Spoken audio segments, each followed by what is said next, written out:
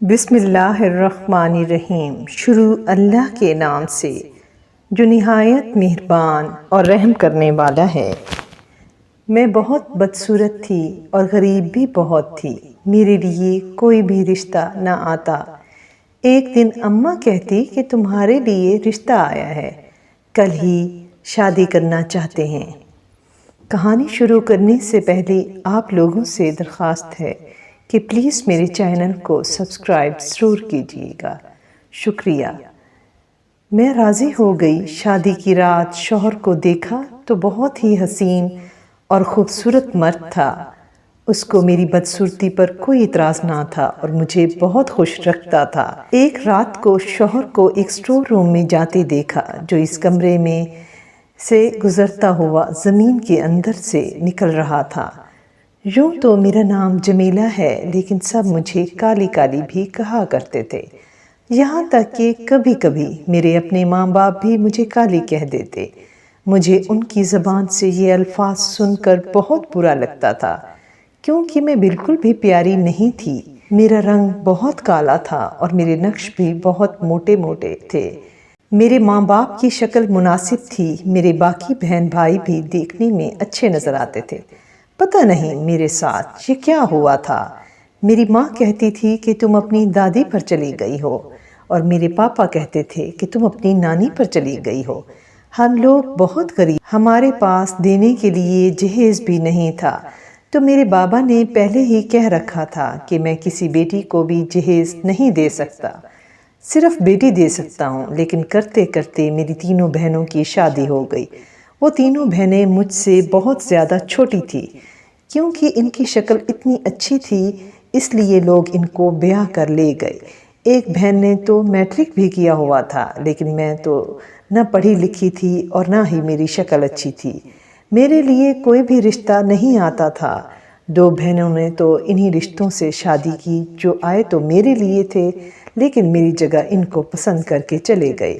میری زندگی میں اتنی تلخی تھی کہ میں کسی کو بتا تک نہیں سکتی۔ کیا یہ دنیا صرف خوبصورت لوگوں کے لیے ہے؟ بدصورت لوگوں کو اس دنیا میں رہنے کا کوئی حق نہیں ہے؟ انسان کسی سے کیا شکوہ کرے؟ میرے گھر والے بھی مجھے یہی کہتے کہ ہم کیا کریں، باقی بہنوں کی بھی تو شادی کر دی ہے۔ شادیاں پیسوں سے نہیں قسمت سے ہوتی ہیں۔ میں اپنی امی کو کہتی تھی اگر میری شکل اچھی نہیں ہے تم میرے لیے جہیز بنا لو تاکہ کوئی مجھے جہیز کے ساتھ ہی لے لے، اور امی کا کہنا تھا کہ پہلی بات تو جہیز بنانے کی ہمت نہیں ہے، اگر بنانا تو باقی بیٹیاں کہیں گی کہ ہمیں کیوں نہیں دیا، اس کو کیوں دے رہے ہو۔ لیکن شاید ان کو بھی میری شادی کی پرواہ نہیں تھی، کیونکہ میں ہی گھر میں رہ گئی تھی، ان کے گھر کے کام کرتی تھی۔ جب اپنی بہنوں کے بارے میں سنتی تو دل بہت جلتا تھا۔ اگر میری شادی وقت پر ہو جاتی تو آج میرے بھی بچے ہوتے۔ ان کے ہاں تو ہر سال بچہ پیدا ہو رہا تھا۔ وہ لوگ بہت خوش قسمت تھے۔ میں روز رات کو آسمان کی طرف دیکھتی اور اللہ سے پوچھتی کہ میرے ساتھ ایسا کیوں ہو رہا ہے؟ میرا کیا قصور ہے؟ اگر تو نے مجھے ایسا بنایا ہے تو اس میں میرا کیا قصور ہے؟ دنیا والے بہت برے ہیں۔ تیرے بنائے ہوئے لوگ میری بالکل بھی قدر نہیں کرتے۔ تیرے گھر کا رنگ بھی تو کالا ہے، لیکن یہ کالے رنگ سے کیوں نفرت کرتے ہیں؟ میں دیکھتی تھی کہ میرے ماں باپ کو میری شادی کی کوئی پرواہ نہیں تھی۔ اب تو رشتہ دیکھنا بھی چھوڑ دیا، وہ بات تک نہیں کرتے تھے۔ لیکن پھر میری زندگی میں کچھ ایسا ہوا کہ میری ساری کی ساری زندگی بدل کر رہ گئی۔ شاید اللہ نے میری دعائیں سن لی تھی۔ اب میرا وقت آ گیا تھا، میرے لیے رشتہ آیا تو امی نے مجھے بتایا کہ تیرے لیے رشتہ تو آیا ہے، لیکن وہ کل ہی نکاح کرنا چاہتے ہیں۔ پتہ نہیں کس قسم کے لوگ ہیں، ہمیں تو کچھ سمجھ نہیں آ رہی۔ میرے بابا نے کہا نکاح کرنا چاہتے ہیں تو کر دیتے ہیں، ہمارا کیا جائے گا، ویسے بھی وہ لوگ کچھ مانگ بھی نہیں رہے۔ میں نے امی سے کہا آپ نے لڑکا دیکھا ہے؟ تو کہنے لگی ہاں دور سے دیکھا ہے، تیرے ہی طرح کالا ہے۔ میرے دل کو بہت دکھ ہوا۔ میں نے کہا کہ امی ابھی سے ہی اپنے داماد کو اس طرح کہہ رہی ہیں۔ میں نے شادی کے لیے ہاں کر دی۔ مجھے لگا وہ شخص بھی میری طرح دنیا کا ستایا ہوا ہوگا۔ میں اس سے شادی کروں گی تو ہم دونوں کی جوڑی اچھی رہے گی، ہم دونوں ایک دوسرے کے زخموں پر مرہم رکھیں گے۔ شادی کے لیے ہاں کر دی۔ انہوں نے کہا تھا کہ اگلے دن دوپہر کے وقت آئیں گے اور دوپہر کی نماز کے بعد نکاح کر کے لے جائیں گے، لیکن جب میری ساری بہنیں بھی وہاں آ گئی اور سارے رشتہ دار بھی، تو دولہے کو دیکھ کر سب کے پیروں تلے سے زمین نکل گئی۔ جس شخص کو دیکھ کر میری ماں نے کہا تھا کہ تیری طرح ہی کالا ہے، وہ دولہا نہیں، میرے دولہے کا ڈرائیور تھا۔ میرا دولہا تو بہت ہی زیادہ امیر، حسین اور خوبصورت تھا۔ اس کو دیکھ کر تو میں خود بھی حیران رہ گئی۔ وہ شادی کرنے کے لیے تیار اور وہ زیادہ خوش نظر آ رہا تھا جیسے اپنی مرضی سے شادی کر رہا ہو۔ اس کی ماں بھی بہت خوش تھی۔ انہوں نے میرے سر پر ہاتھ رکھا۔ سادگی سے نکاح کی رسم ہو گئی۔ میری ساری بہنوں کی شکلیں دیکھنے والی تھی۔ میرے سارے رشتہ دار مجھ پر رشک کر رہے تھے۔ وہ لوگ نہ صرف امیر تھے بلکہ لڑکا بہت زیادہ خوبصورت تھا اور بہت ہی سمجھدار لوگ تھے۔ میرے شوہر کو دیکھ کر تو میری بہنیں ایسی ہی ہو گئی تھی جیسے دنیا ان کے سر سے شروع ہوئی ہے اور پیروں پر آ کر ختم ہوئی ہے۔ کہنے لگی کہ ہم نے ماں باپ کی مرضی سے شادی کی، اس کو لگتا ہے اس کے صبر کا پھل مل گیا۔ ہمارے ماں باپ نے فقیروں کے ساتھ بیاہ دیا ہے اور اس کی شادی شہزادے کے ساتھ کی ہے، جو امیر بھی بہت زیادہ ہے اور دیکھنے میں بھی شہزادے جیسا لگتا ہے۔ میرے اندر خود اعتمادی آ گئی تھی۔ میں اپنے شوہر کے ساتھ سر اٹھا کر بیٹھی تھی۔ آخر یہ میری دعاؤں کا صلہ تھا۔ میں نے بہت کچھ برداشت کیا تھا۔ سچ کہتے ہیں دیر آئے درست آئے۔ میری قسمت چمک گئی تھی۔ میری شادی ایسے گھر میں ایسے شخص سے ہونا، میرے سارے خاندان کی لڑکیوں کے منہ پر ایک کاری تماچا تھا۔ آج ان کے سر شرم سے جھک گئے تھے، میرا سر فخر سے بلند، لیکن دل ہی دل میں یہ بھی سوچ رہی تھی کہ کہیں یہ شادی کرنے کے بعد بدل تو نہیں جائیں گے، یہ 4 دن کی چاندنی اور پھر اندھیری رات والا سین تو نہیں ہو جائے گا۔ پھر بھی مجھے اللہ پر بھروسہ تھا۔ جب ابھی تک سب کچھ اچھا ہوا تھا تو آگے بھی اللہ نے خیر ہی کرنی ہے۔ میں جب اپنے گھر میں آ گئی تو وہ گھر بہت بڑا تھا، پورا بنگلہ تھا۔ اگلے دن ولیمہ کی رسم میں سب نے یہ گھر بھی دیکھا اور ولیمہ اتنی دھوم دھام سے ہوا جتنی آج تک ہماری کوئی شادی نہیں ہوئی تھی۔ ہمارے خاندان کی سب سے بہترین شادی میری شادی کو ہی کہا گیا۔ میرا شوہر میرے رشتہ داروں سے جھک جھک کے مل رہا تھا، ان کو بہت عزت دے رہا تھا۔ اس کی ماں بھی بہت زیادہ اچھی تھی۔ اس نے کہا کہ میں یہاں پر نہیں رہتی ہوں، یہ گھر صرف میرے بیٹے کا ہے، بیٹا یہاں پر رہتا ہے۔ میری ساس نے جب یہ بات سب کو بتائی تو عورتوں کے اور بھی منہ کھل گئے۔ وہ کہنے لگی کہ ایک لڑکا اس کو اچھا مل گیا، امیر خاندان مل گیا، اوپر سے گھر بھی اکیلا۔ ساس کہتی ہے کہ ساتھ نہیں رہوں گی، یہ تو ساری چیزوں کی اکیلی مالکن ہے۔ گھر میں نوکر بھی پھر رہے تھے۔ مجھے تو ابھی تک خود سمجھ نہیں آ رہا تھا کہ میرے ساتھ ہو کیا گیا ہے۔ پھر بھی دل سے کہیں نہ کہیں ڈر ضرور تھا کہ ابھی کچھ برا ہو جائے گا، ابھی میرا خواب ٹوٹ جائے گا، ابھی مجھے نظر لگ جائے گی، لیکن ایسا بالکل بھی نہیں ہوا۔ سارا کچھ ٹھیک جا رہا تھا۔ اگلے دن اپنے گھر گئی تو وہاں میری ساری بہنیں آئی ہوئی تھی، کیونکہ آج میرے شوہر کی ہمارے گھر میں دعوت تھی، اس لیے مزے مزے کے کھانے پکائے جا رہے تھے۔ ساری بہنیں میرے آس پاس بیٹھی تھی، مجھ سے پوچھنے لگی کہ منہ دکھائی میں کیا ملا ہے۔ میں نے جب ان کو اپنی منہ دکھائی کا تحفہ دکھایا تو ان کے منہ کھلے کے کھلے رہ گئے، کیونکہ وہ 2 بہت بڑے بڑے اور پیارے پیارے سونے کے کنگن تھے۔ انہوں نے کہا ہمیں تو 2000 دے کر ہی بس ٹرخایا کیا تھا۔ ایک بہن کو سونے کی انگوٹھی ملی تھی، لیکن وہ بھی اتنی بڑی کہ پہننے سے پہلے ہی ٹوٹ گئی تھی۔ یہاں پر کنگن دیکھ کر ان کے منہ کھل جانا بہت ہی نارمل تھا۔ امی نے سب کو کہا کہ صبر کا پھل میٹھا ہوتا ہے، دیکھو تو صحیح تمہاری بہن کے نصیب کھل گئے، اتنا اچھا شوہر ملا ہے، ہمیں بھی اتنے مہنگے مہنگے تحفے دیے ہیں۔ میری بہنوں کو بھی تحفے طوائف دیے گئے تھے، وہ بھی بہت زیادہ خوش تھی۔ ایک بہن کہنے لگی کہ مجھے کچھ پیسوں کی ضرورت ہے، تمہیں تو بہت سلامی ملی ہوگی، مجھے تھوڑے پیسے دے دو۔ میں نے اس کو پیسے دے دیے۔ میرا شوہر میرا بہت زیادہ خیال رکھتا تھا، ایک دن میں نے اس سے پوچھا کہ آپ اتنے خوبصورت اور اچھے دکھتے ہیں، آپ کا اتنا بڑا گھر ہے، آپ کو تو کوئی بھی لڑکی اور جس لڑکی پہ ہاتھ رکھتے وہ آپ کی ہو جاتی، آپ نے مجھ سے شادی کیوں کی؟ اس نے کہا مجھے اچھی لڑکی سے شادی کرنی تھی، جیسا تم نے کہا مجھے بھی کوئی بھی لڑکی مل جاتی، پر مجھے کوئی بھی لڑکی نہیں کرنی تھی، مجھے کسی خاص لڑکی سے شادی کرنی تھی جو کہ تم ہو۔ خوبصورتی دیکھنے والے کی آنکھ میں ہوتی ہے، اللہ تخلیق کار ہے، اللہ کو خالق مانتے ہیں تو پھر اس کی تخلیق سے نفرت کیسے کر سکتے ہیں؟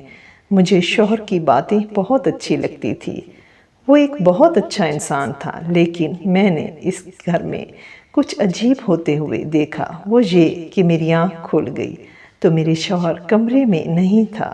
میں نے پورے گھر میں تلاش کیا، کہیں بھی نہیں تھا۔ صبح جب میں نے دیکھا تو بیڈ پر سو رہا تھا۔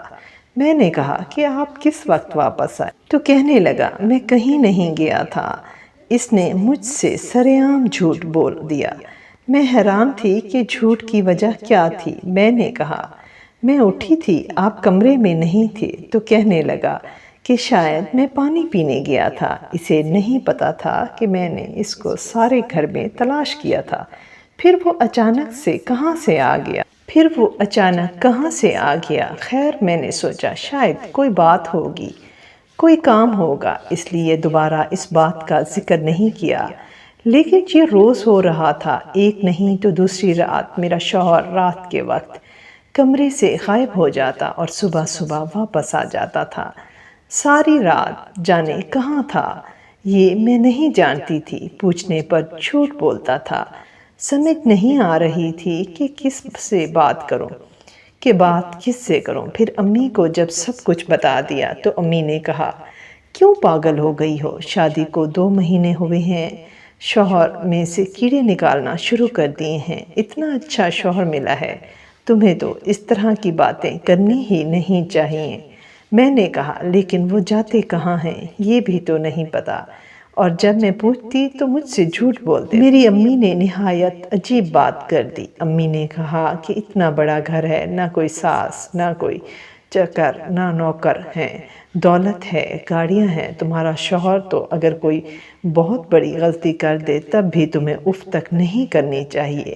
اپنی بہنوں کو دیکھو، جوائنٹ فیملی میں رہتی ہیں، ساس سسر کے کام کرتی ہیں، اور یہ جو اپنی لبنہ ہے اس کے شوہر کا تو کہیں چکر بھی چل رہا ہے۔ میں نے کہا پھر وہ کچھ کیوں نہیں کر رہی؟ تو کہنے لگی کیا کرے گی، اس کو تنگ کرے گا تو اس کو طلاق دے دے گا، پھر ہمارے سر پر آ کر بیٹھ جائے گی، اسی لیے برداشت کر رہی ہے۔ تم بھی چھوٹی چھوٹی باتوں کو برداشت کرو، تمہارا شوہر تو تمہارے ساتھ بے وفائی کرے تب بھی تمہارے منہ سے کوئی لفظ نہیں نکلنا چاہیے۔ میں حیران رہ گئی کہ کس طرح کی بات کر دی ہے۔ امی میں نے اپنے شوہر سے شادی کی ہے، گھر اور گاڑیوں کے لیے نہیں کی، مجھے تو پتہ بھی نہیں تھا کہ اس کے پاس یہ سب کچھ ہے۔ پھر میں نے اپنے شوہر سے پوچھا کہ آپ نے اتنے شارٹ نوٹس میں مجھ سے شادی کیوں کی تھی؟ آپ کو اتنی جلدی کیا تھی؟ وہ کہنے لگے دراصل ہمارے گھر کے بڑوں نے ایک ٹائم نکالا تھا، اس ٹائم تک شادی ہو جانی چاہیے تھی، کیونکہ بچپن میں مجھ پر کافی جادو وغیرہ کروائے گئے تھے اور میں نے اپنا سارا ٹائم ضائع کر دیا، سوچتا رہا کہ کر لوں گا، شادی ہو جائے گی، تو مجھے جلدی میں یہ سب کچھ کرنا پڑا۔ بڑے بڑے لوگ اس طرح کے بڑے بڑے توہمات پر یقین کرتے ہیں، مجھے پتا ہے یہ سب غلط ہے، لیکن ہم لوگوں کو بھی یہ سب کرنا پڑتا ہے۔ ایک دن اپنے شوہر کا پیچھا کیا تو یہ دیکھ کر حیران رہ گئی، وہ تو تہہ خانے کی طرف جا رہا تھا۔ اس بڑے گھر میں تہہ خانہ ہونا عام بات تھی، یہ ان لوگوں کا خاندانی گھر تھا۔ مجھے لگا کہ تہہ خانے میں کوئی بھی نہیں جاتا ہوگا، اس گھر میں اتنے زیادہ کمرے تھے، ہم لوگ صرف 2 ہی لوگ تھے، تو پھر تہہ خانے میں کسی کی کیا ضرورت ہوگی؟ لیکن تہہ خانے کی شکل دیکھ کر لگتا تھا کہ وہاں پر کوئی نہ کوئی آنا جانا لگا ہی رہتا ہے۔ میرا شوہر اس میں چلا جاتا تھا مجھے چھوڑ کے، وہ روز تہہ خانے میں جایا کرتا تھا، لیکن اس کا مطلب کیا تھا؟ اگر وہ کسی کام سے بھی جاتا تھا تو اس سلسلے میں تو اپنے گھر میں اس نے اپنا سٹڈی روم بنا رکھا تھا۔ میں نے اپنے شوہر سے پوچھا کہ گھر میں تہہ خانہ بھی ہے؟ مجھے تہہ خانہ دیکھنے کا بہت شوق ہے۔ تو کہنے لگا، تمہیں کس نے کہہ دیا اس گھر میں کوئی تہہ خانہ نہیں ہے؟ یعنی اس نے پھر سے مجھ سے جھوٹ بولا۔ میں نے کہا کہ مجھے نوکروں نے بتایا۔ تو کہنے لگا کہ وہ تہہ خانہ نہیں ہے، وہ تو ایک چھوٹا سا سٹور روم ہے۔ ویسے بھی تہہ خانے کو ہم نے کرنا کیا ہے؟ میرا شوہر بات بات پر مجھ سے جھوٹ بول رہا تھا۔ میری ماں کے بقول مجھے یہ سب کچھ برداشت کرنا چاہیے تھا، لیکن جھوٹ تبھی بولا جاتا ہے جب کسی بہت بڑی بات کو چھپایا جاتا ہے، یعنی جب کوئی گڑبڑ ہوتی ہے۔ اس گھر میں کیا گڑبڑ ہو سکتی ہے؟ میں نے سوچ لیا میں اپنے شوہر کا پیچھا کروں گی اور دیکھوں گی کہ تہہ خانے میں کیوں جاتا ہے۔ جب وہ وہاں جائے گا میں بھی اندر جاؤں گی۔ یہ کام میرے لیے آسان نہیں تھا۔ میں نے زندگی میں ایسی کوئی حرکت نہیں کی تھی۔ مجھے جاسوسی کرنی نہیں آتی تھی، لیکن اب کوئی اور راستہ نہیں تھا میرے پاس۔ ایک ہفتے بعد میرا سر چکرانے لگا۔ میں اپنی امی کے گھر گئی۔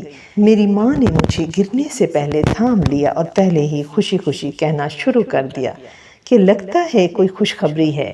میری ایک بہن بھی آئی ہوئی تھی جس کو ابھی تک کوئی اولاد نہیں ہوئی تھی۔ کہنے لگی، بڑی قسمت ہے تمہاری، جس کی شکل اچھی ہوتی ہے ان کی قسمت اچھی نہیں ہوتی، اور جن کی شکل اچھی نہیں ہوتی ان کی قسمت اچھی نکل آتی ہے۔ میری ماں نے اس کو کہا، بس کرو اپنی یہ باتیں، چپ کر کے بیٹھ جاؤ۔ میری ماں مجھے فوراً ڈاکٹر کے پاس لے گئی۔ جس ڈاکٹر کے پاس مجھے میری ماں لے گئی وہ میری بہت اچھی دوست تھی جو میرے ساتھ اسکول میں پڑھا کرتی تھی، بلکہ میری واحد دوست تھی جس کے ساتھ میری دوستی تھی۔ میں نے اسے کئی سالوں سے نہیں دیکھا تھا۔ اسے دیکھ کر بہت خوش ہوئی، وہ ڈاکٹر بن گئی۔ وہ بھی یہ جان کر بہت خوش ہوئی کہ میں اتنے بڑے بزنس مین کی بیوی ہوں، اور وہ میری بہت اچھی دوست تھی۔ ڈاکٹر نے کہا کہ میں امید سے ہوں اور ماں بننے والی ہوں۔ میری ماں بہت خوش ہوئی، کہنے لگی کہ اب اس گھر میں تمہارے قدم مضبوط ہو جائیں گے، جبکہ میں دل ہی دل میں یہ سوچ رہی تھی کہ پتہ نہیں میرے گھر میں چل کیا رہا ہے۔ میری ماں نے مجھے کہا تھا کہ جاتے ہی یہ بات اپنے شوہر کو بتا دینا، وہ بہت خوش ہوگا، لیکن میں نے یہ بات اپنے شوہر کو نہیں بتائی۔ مجھے آج ہی اپنے شوہر کا پیچھا کرنا تھا۔ رات کا وقت تھا جب میرے شوہر نے آنکھ کھولی۔ وہ سمجھا کہ میں سو رہی تھی، جبکہ میں بالکل بھی نہیں سو رہی تھی۔ مجھے محسوس ہو گیا۔ دبے پاؤں اٹھا اور جانے سے پہلے اس نے مجھ پر کمبل ڈالا، اس کے بعد وہاں سے چل پڑا۔ میں بھی دبے پاؤں اس کے پیچھے پیچھے ہو لی۔ میں نے دیکھا وہ تہہ خانے کی طرف جا رہا تھا۔ جب وہ قریب پہنچ گیا تو میں نے ایک ستون کی آڑ لے لی اور میں اس کو اچھی طرح دیکھنے لگی۔ میرے شوہر نے دستک دی، اس کا مطلب کہ اندر کوئی تھا جس نے دروازہ کھولنا تھا، اور دروازہ کھولا ایک نہایت ہی حسین عورت تھی۔ میرے شوہر کے چہرے پر مسکراہٹ آ گئی۔ میرا شوہر اندر چلا گیا، لیکن جلدی میں دروازے کو بند کرنا بھول گیا۔ دروازہ تھوڑا سا کھلا ہوا تھا۔ جب میں ان کی باتیں سننے لگی، آج آنے میں دیر کیوں کر دی؟ کہنے لگا، وہ سو ہی نہیں رہی تھی۔ اس نے کہا، کب تک یہ کام چلے گا جس کام کے لیے اس کو لائے ہیں؟ وہ کب ہوگا؟ یہ لڑکی ماں بن سکتی ہے یا نہیں؟ جلدی جلدی یہ لڑکی ماں بن جائے، اس کی اولاد ہمیں مل جائے اور اس کا کام تمام کر دیا جائے گا۔ مجھے اچھا ہی نہیں لگتا کہ آپ اس کے ساتھ رہتے ہیں۔ میرے شوہر نے کہا، اچھا تو مجھے بھی نہیں لگتا، لیکن اگر ہم نے اپنا بچہ پیدا نہیں کیا تو پھر ہمیں جائیداد نہیں ملے گی۔ امی سارا کچھ بڑے بھائی کو دے دیں گی۔ تمہیں تو پتہ ہے کہ تم کبھی ماں نہیں بن سکتی ہو۔ اس کا مطلب جو عورت مجھے میری ساس بتا کر دکھائی گئی تھی، میری ساس نہیں تھی، میرا کوئی جیٹھ بھی نہیں تھا۔ بس ایک بچہ آ جائے، پھر اس کو ہم کیوں برداشت کریں گے؟ ہمیں تو صرف بچے سے مطلب ہے۔ لیکن آپ نے اس کالی لڑکی سے شادی کیوں کی ہے؟ ہمارا بچہ بھی کالا پیدا ہوگا تو پھر کیا ہوگا؟ لیکن میرے شوہر نے کہا کہ یہ ہی مل رہی تھی اور کوئی مل بھی نہیں رہی تھی۔ غریب لوگ ہیں، اتنی جلدی بھروسہ کر لیتے ہیں۔ اب مجھے گیم سمجھ آ گئی تھی، اس لیے مجھ سے اس نے شادی کی تھی، ورنہ یہ مجھ جیسی لڑکی کو اپنے گھر میں نوکرانی بھی نہیں رکھتا۔ اس کو صرف اولاد چاہیے تھی، اور یہ میرے شوہر کی پہلی بیوی تھی جو اس تہہ خانے میں چھپی ہوئی تھی۔ یہ بات شاید میری ساس کو بھی معلوم نہیں تھی۔ یہ لوگ میری ساس کو بھی دھوکہ دینے والے تھے اور مجھ سے میری اولاد لے کر مجھے جان سے مار دیتے۔ میں بہت ڈر گئی تھی، لیکن میں نے شکر ادا کیا کہ یہ بات کسی کو بتائی نہیں تھی۔ میں ماں بننے والی ہوں کیونکہ یہی میرا فرمان قتل ہوتا۔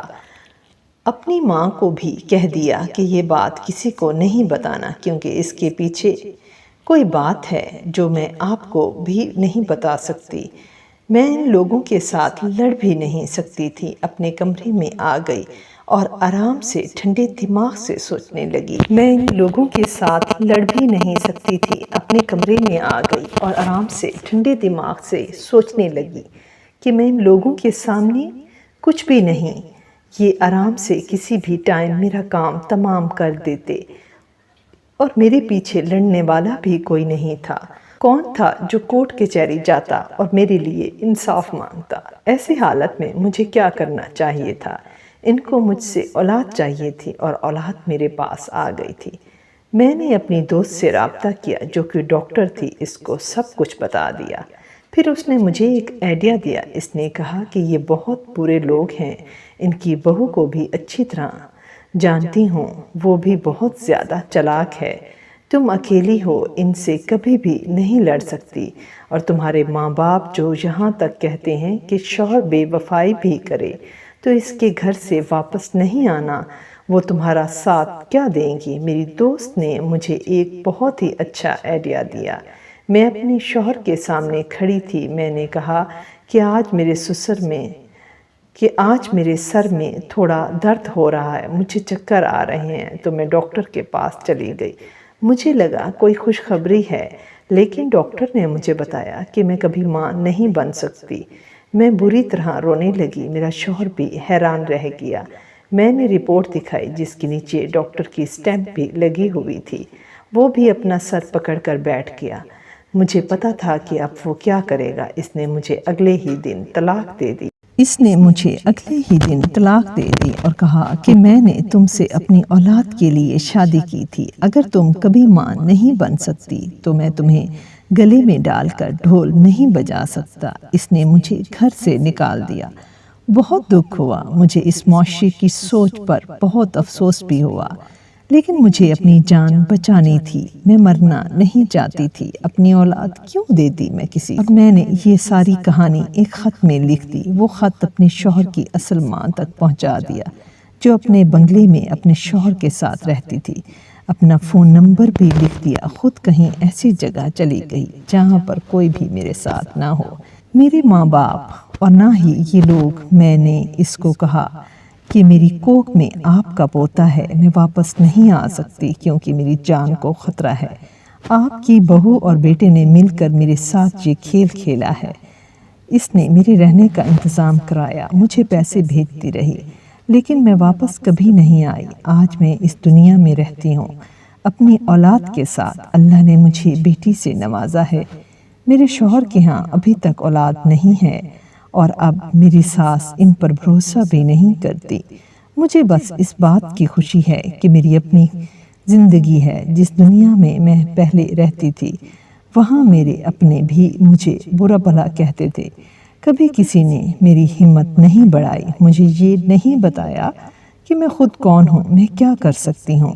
لیکن آج میں ایک اچھی جگہ نوکری کرتی ہوں، اپنی بیٹی کا خیال رکھتی ہوں اور دنیا میں بہت خوش ہوں۔